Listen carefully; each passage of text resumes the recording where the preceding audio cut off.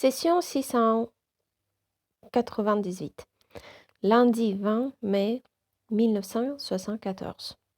La session normalement prévue pour mercredi dernier n'a pas eu lieu à cause de l'état très détendu de Jane. Depuis environ 2 semaines, elle apprécie souvent de se laisser ainsi aller. Vendredi cependant, pendant qu'elle était dans un état modifié de conscience, elle s'est branchée sur un matériau à propos de Seth, des, des rêves et des autres espèces de conscience. Elle appelle cela The Wonderworks. Et le lecteur en trouvera des extraits à l'appendice 11. Jane a été d'humeur nonchalante pendant la plus grande partie de la journée. Pourtant, après le dîner, elle me dit qu'elle veut tenir une session ce soir. À 21h15, alors que nous sommes assis à attendre, elle reçoit de la part de Seth le premier signe que la session va avoir lieu. Et elle portera sur le livre. Je n'ai pas l'habitude d'être si détendue avant de commencer. Néanmoins, la session va être très courte et, contrairement aux attentes de Jane, Seth en consacrera la moitié à Jane en personne. J'avais préparé 2 questions suscitées par le matériau de la réalité inconnue, mais il me faudra les remettre à la prochaine fois. 21h28. Maintenant, bonsoir. Bonsoir, Seth. Dictée. Ces feuilles de route pour des réalités sont relativement invisibles parce que vous vous êtes autorisé à oublier leur expérience.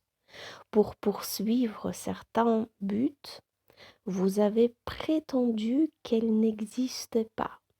Maintenant, cependant, votre situation globale en tant qu'espèce exige de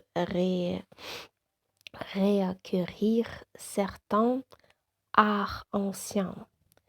Ceci peut vous aider à vous rendre compte à nouveau de ces idéalisations intérieures qui forment votre réalité personnelle et votre monde collectif.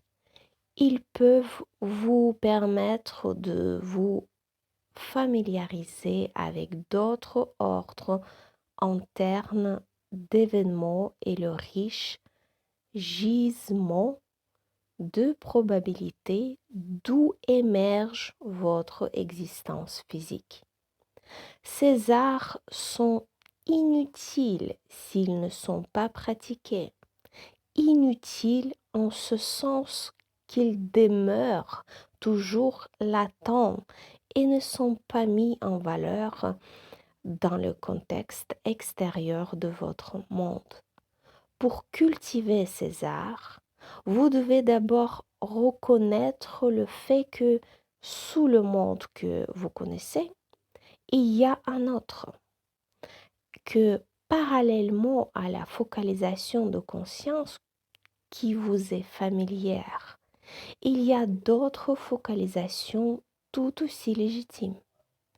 Vous rêvez, chacun de vos rêves, mais il y a peu de grands artistes du rêve. Bon nombre de vrais objectifs des rêves ont été oubliés, même si ces objectifs sont encore en train d'être réalisés. Voir la note 1 de la session 687 dans la partie 1. Dans le paragraphe suivant, j'aimerais revoir sous un angle légèrement différent certaines des informations présentées ici. Seth a commencé à parler des rêves et des sujets si rap- rapportant dès l'époque des premières sessions, il y a plus de 11 ans. Son matériau a amené Jane à faire par elle-même un excellent travail sur les rêves. Voir par exemple le chapitre 4 et 5 de The Coming of Seth et le chapitre 14 du matériau de Seth. En fait, les données de Seth et de Jane sur les rêves sont constamment présentes dans tous les livres qu'ils ont produits l'un et l'autre. La session 92 est du 28 septembre 1964 était fondamentale de ce point de vue.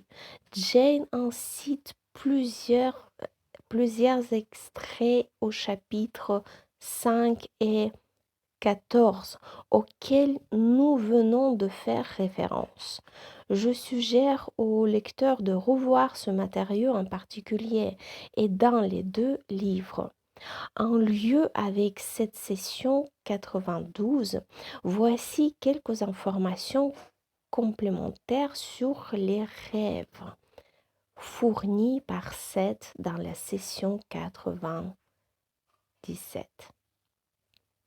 Le monde du rêve est en fait un produit dérivé naturel de la relation entre le moi intérieur et l'être physique. Pas un reflet donc, mais un produit dérivé impliquant non seulement une réaction chimique, mais la transformation d'une énergie d'un état dans un autre. À certains égards, tous les plans ou champs d'existence sont en fait de semblables produits dérivés. Par exemple, sans l'étincelle particulière déclenchée par l'interrelation existant entre le moi intérieur et l'être physique, le monde du rêve n'existerait pas. Mais à l'inverse, le monde du rêve est une nécessité pour l'existence continue de l'individu physique. Ce point est extrêmement important. Comme vous le savez, les animaux rêvent. Ce que vous ignorez, c'est que toutes les consciences rêvent. Nous avons dit qu'à un certain degré, même les atomes et les molécules ont une conscience et chacune de ces consciences minuscules forme ses propres rêves. Tout comme d'un autre côté, chacune forme sa propre image physique. Maintenant, lorsque dans le champ physique, des atomes individuels se combinent pour leurs propres bienfaits en des formes changeantes de structures plus complexes, ils se combinent également pour former de telles formes changeantes, bien que d'une nature quelque peu différente dans le monde du rêve. J'ai dit que le monde du rêve a sa propre sorte de forme et permanence. Il est physiquement orienté, quoique à un degré moindre que votre univers ordinaire. De la même manière que l'image physique d'un individu est composée, l'image du rêve est elle aussi composée. Le monde du rêve n'est pas une simili-construction dénuée de forme et désordonnée. Il n'existe pas un vrac, mais il existe en tant que forme. Il ne s'agit ni d'une contradiction, ni d'une distorsion. La véritable complexité du monde du rêve et son importance en tant que champ indépendant d'existence ne vous ont pas encore marqué. Pourtant, alors que votre monde et le monde du rêve sont essentiellement indépendants, ils exercent l'un sur l'autre des pressions et des influences. Il est essentiel que vous compreniez que le monde du rêve est un produit dérivé de votre propre existence. Et comme il est relié à vous par des réactions chimiques, cela laisse la porte ouverte à des interactions aussi bien chez les animaux que chez les hommes, puisque les rêves sont un produit dérivé de toute conscience impliquée dans la matière. Cela nous conduit à la conclusion logique que les arbres ont leurs rêves, que toute matière physique étant formée à des degrés divers d'unité individualisée de conscience, participe également à la construction involontaire de l'univers du rêve.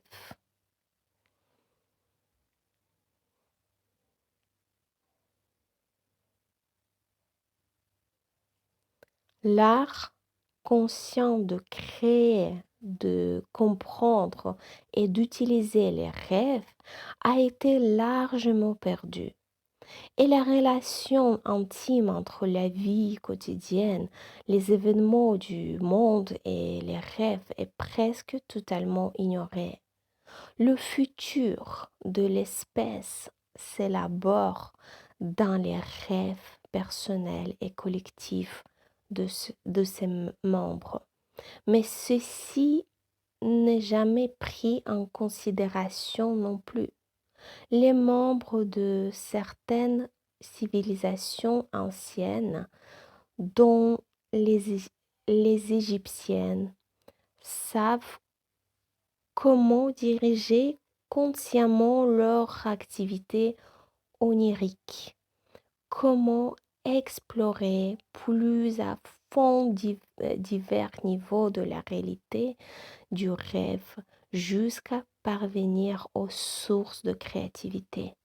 Et ils étaient capables d'utiliser ce matériau source dans leur monde physique. Récemment, nous sommes tombés dans nos lectures sur un matériau qui a au moins donne un indice de ce que Seth nous dit ici. 21h41. Votre vie cellulaire est modifiée par vos rêves. Des guérisons peuvent survenir dans l'état de rêve ou des événements dans un autre ordre d'existence modifient les cellules elles-mêmes. Rubur a exploré la réalité des niveaux de rêve et ce faisant, il commence à interpercevoir leur signifiance. Voir les notes sur l'activité onirique croissante de Jane à la fin de la session 696. Sa vie onirique très active avec les comptes rendus quotidiens qu'elle en fait et ses interprétations se poursuivent. Elle a accumulé une bonne quantité d'informations. Je rappelle au lecteur qu'il peut se rapporter à l'appendice 11. Jusqu'à un certain point, chaque lecteur peut entreprendre de tels voyages personnels. Ces expéditions oniriques éclaireront vivement la nature de son existence personnelle quotidienne et lui permettront de connaître personnellement de quelle façon opèrent les probabilités. Accordez-nous un instant. J'ai dit précédemment dans ce livre que le monde que vous connaissez procède d'une imprévisibilité fondamentale, à partir de laquelle des signifiances émergent ensuite. Seth a parlé de l'imprévisibilité fondamentale d'où proviennent toutes les signifiances dans les sessions 681 et 682 de la partie 1. Après la pause à 23h47, dans la session 681, il a incorporer cette ligne dans son matériau. Du lit chaotique de vos rêves découle votre action ordonnée, quotidiennement organisée.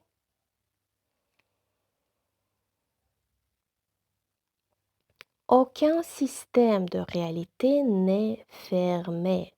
Le fil particulier d'action probable que vous pouvez appeler votre existence officielle ne se contente pas de se balancer là, dans l'espace et dans le temps.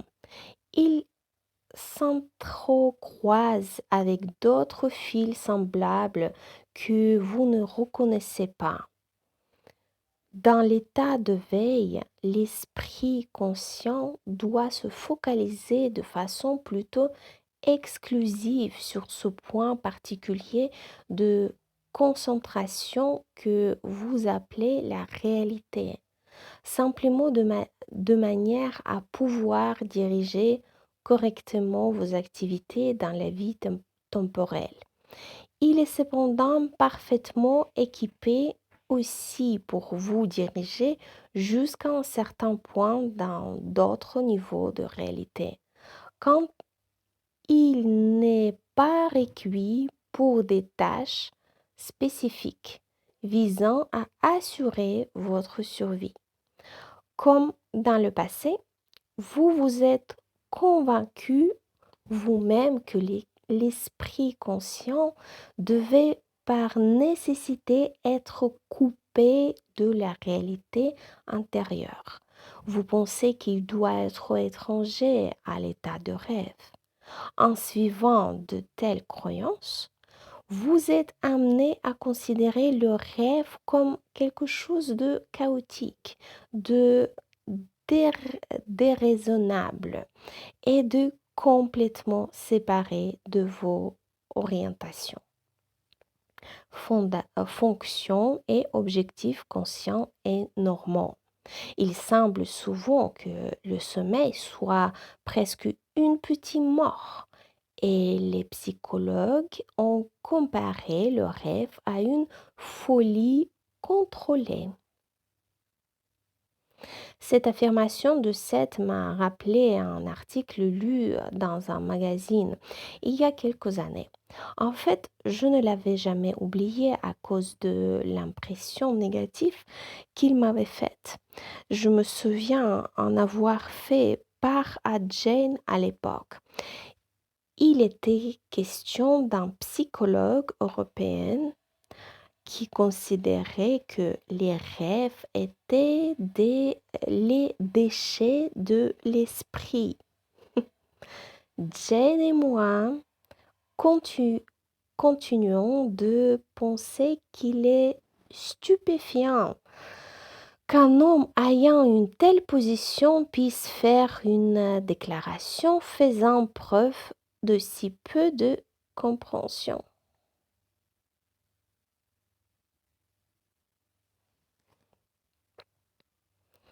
Il y a un tel divorce entre votre expérience à l'état de veille et celle du rêve qu'il vous semble avoir des vies séparées et qu'il y a peu de connexion entre les heures où vous rêvez et celles où vous êtes réveillé. La riche trame des actions probables à partir desquelles vous choisissez votre vie officielle devient tout aussi invisible. Ceci n'est pas du tout nécessaire. Faites votre pause. 21h56, voir les notes au début de la session. Comme il a été dit, Seth revient après la pause pour expliquer les raisons de l'excellent état de relaxation de Jane. La plus grande partie de son matériau n'est pas retranscrite ici. Disons simplement que cela concerne le travail effectué par Jane sur les défis que représentent ces symptômes physiques décrits dans la note 8 de la session 679 dans la partie 1. À mesure qu'elle commence à comprendre de plus en plus ses propres systèmes de croyances, son état physique continue de s'améliorer graduellement. Dans la partie personnelle de cette session, Seth explique donc comment son état bénéfique actuel a commencé à l'état de rêve la nuit dernière, puis s'est renforcé ce matin et plus encore quand Rubur se relaxait juste avant la session. Ces rêves récents lui procurent aussi davantage d'assurance. Et pendant que Rubur rêve, ses états corporels sont modifiés, chose que les médecins ne reconnaissent pas. Cette dernière affirmation de Seth a à voir avec l'argument qu'il a avancé, selon lequel des hormones sont aussi automatiquement libérées dans le système, encourageant des périodes qui peuvent être d'activité ou d'apaisement en fonction des phases spécifiques du processus global de guérison.